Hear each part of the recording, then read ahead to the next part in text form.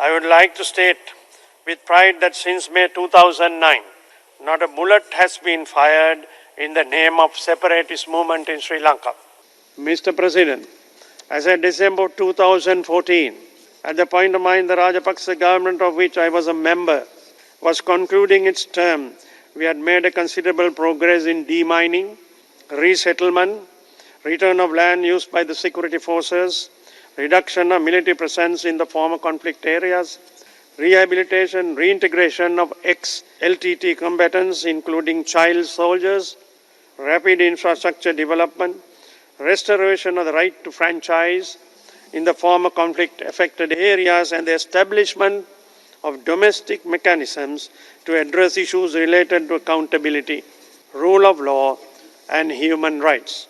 Notwithstanding these inclusive and locally designed measures undertaken carrying along the people of Sri Lanka, a group of UNHRC members, failing to appreciate the GOSL endeavors in defeating terrorism and bringing about stability, humanitarian relief, and lasting peace through a carefully balanced reconciliation process, moved consecutive country-specific resolutions at the UNHRC on Sri Lanka in 2012, 13, and 14.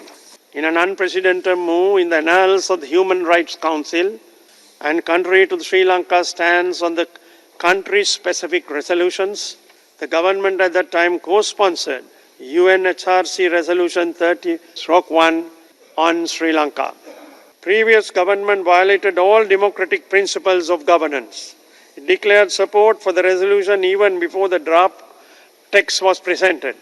It sought no cabinet approval to bind the country to deliver the dictates of an international body. There was no reference to Parliament on the process, undertaking, and repercussions of such co-sponsorship. More importantly, the resolution itself included provisions which are undeliverable due to its inherent illegality, being in the violation of the Constitution, the supreme law of the country. The then President Maithripala Sirisena also stated that he was not consulted on this matter. It remains to date a blot on the sovereignty and the dignity of the people of Sri Lanka.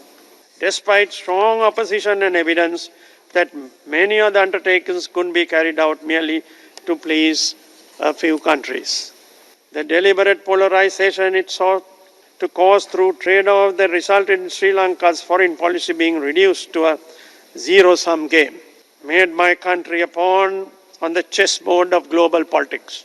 It is seen that the dictated changes in the country pursuant to 30/1 undermine the national interest, compromise national security, including weakening the national intelligence operations and related safeguards, which are deemed to have contributed to the lapses that resulted in Easter Sunday attacks in April 2019.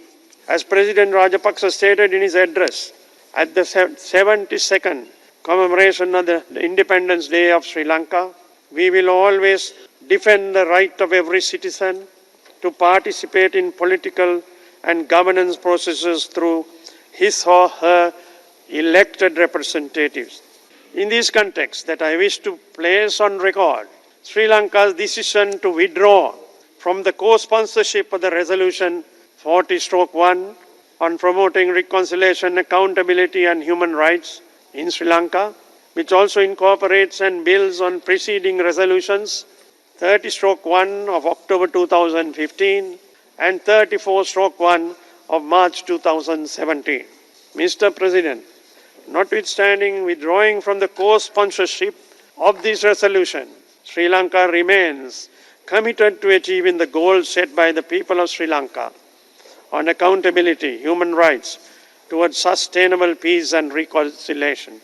May I conclude quoting the words of Lord Buddha, Siyalu Sattvayo, Niduk Vetva, Nirogi Vetva, Suapat Veva. Thank you, Mr. Chairman. I thank His Excellency Minister Gunawardena